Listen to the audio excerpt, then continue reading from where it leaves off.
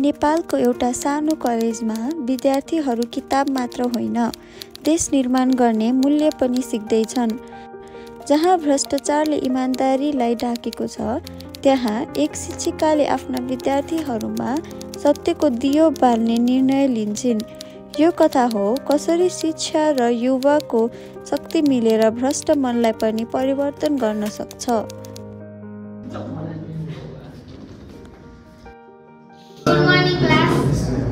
आजको हाम्रो शीर्षक रहेको छ promoting integrated through education and youth participation. नेपालमा भ्रष्टाचारको मुख्य कारण के होला त? आई थिङ्क यो चाहिँ इमानदारीको कमी र मोरल एजुकेसन नभएकोले गर्दा हो। भ्रष्टाचार चाहिँ नेपालको प्रणालीको भाग जस्तै त हो नि। नेताहरूले गर्छौँ, हामी के गर्न सक्छौँ र?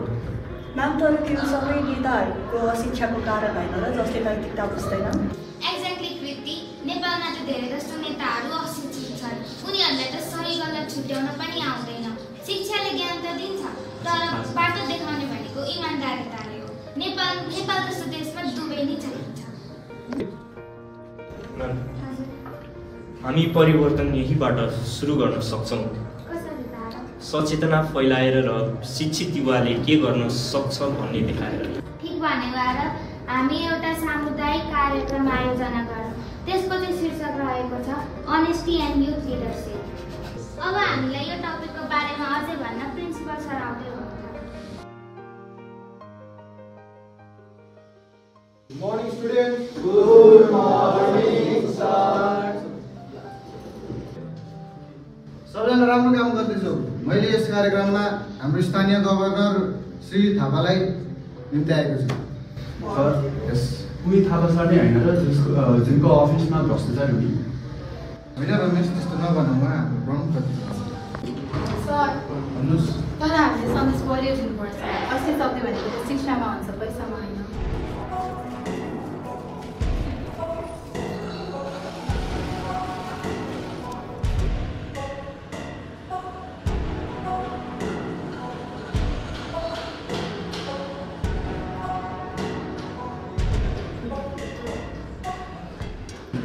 नमस्कार, म यस बुढाको अध्यक्ष यस कार्यक्रममा उपस्थित हुँदा निकै नै खुसी छु।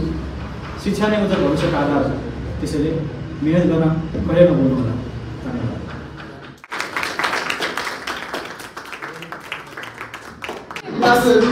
तपाईँहरूलाई उहाँबाट केही प्रश्न सोध्छ भने सोध्न सक्नुहुन्छ।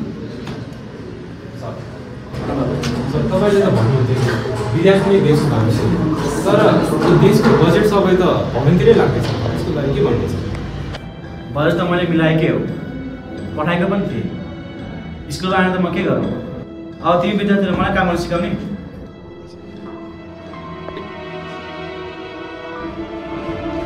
सर, मेरो आमा पनि बित्नु भएको थियो। हाम्रो टोलको अस्पतालमा न त बेडको सुविधा थियो न त औषधि। डाक्टरले पनि बजेट नआएको कारणले गर्दा उपचार गर्न सक्दैन भनेर भन्नुभयो। सहयोग त हजुरमाथि पनि आउनुपर्ने हो, होइन र? सर, शिक्षा किताबमा मात्रै छैन, यो जिम्मेवारी हो। जब नेताहरू अशिक्षित रहन्छन् तब देशले मूल्य चुकाउँछ। हामी विद्यार्थी हौ सर, मूर्ख होइनौँ। हजुरले आफ्नो भ्रष्टाचार लुकाउन नखोज्नु सर।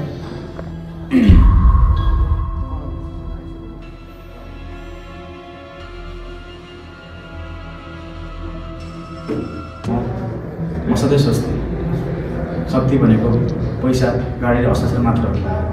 मलाई लाग्थ्यो मान्छेले मसँग डराउँथे, त्यही नै शक्ति हो। तर आज म निकै लज्जित छु। मलाई थाहा थियो म जे गर्दै थिएँ गलत थियो। पैसाले आँखा ढाक्यो, सत्ता मिठो लाग्यो। तर आज बुझ्दैछु मैले अरूको होइन, आफ्नै देशको भविष्य बुझ्दै थिएँ। पैसा त सकिन्छ, तर विश्वास एकचोटि गुमाएपछि कहिल्यै फर्किँदैन। पहिले लाग्थ्यो शिक्षा भनेको कमजोरको लागि मात्र हो, तर आज थाहा पाएँ अज्ञानता नै सबैभन्दा ठुलो कमजोरी रहेछ। म बाचा गर्छु आजदेखि मेरो कार्यालयमा शिक्षा, इमान्दारी र भ्रष्टाचार विरुद्ध कार्यक्रमहरू गर्नेछु। म पनि सिक्न चाहन्छु र आजदेखि इमान्दारीका साथ नेतृत्व गर्नेछु। हो, यही हो असली नेतृत्व भनेर। शिक्षाले सबैलाई परिवर्तन गर्न सक्छ। जे एउटा साधारण कलेज कार्यक्रम थियो त्यो आज एक आन्दोलन बनेको छ। जब शिक्षित युवा सत्यका साथ उठ्छन्, भ्रष्टाचार आफै नतमस्तक हुन्छ। प्रत्येक कक्षा एक दियो हो जसले इमानदारीको बाटो उज्यालो पार्छ।